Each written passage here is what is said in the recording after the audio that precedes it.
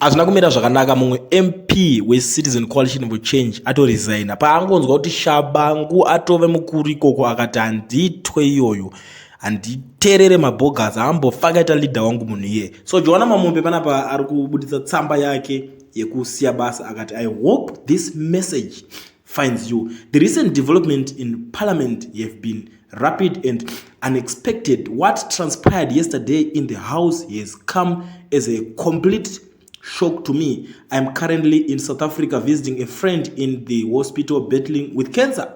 I have heard that I addressed the attempts by some within the democratic space to use these parliamentary events to discredit me. Let me be clear, Tshabangu is an imposter and is not my leader. I equivocally reject his appointment as chairperson of the Environment Committee. I have been serving in this post since October 12, 2023, following my appointment by President Nelson Chamisa. In light of this recent development, I find it necessary to step down from my parliament position. I believe it is best to allow those who deem Tshabangu fit to take my place.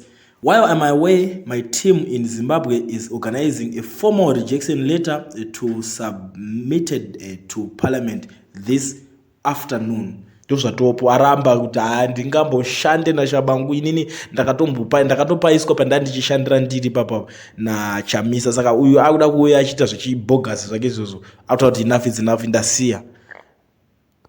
Amene muri Zimbabwe munoionawo sei nyaya? Parliament kwacho kuchasara aniko?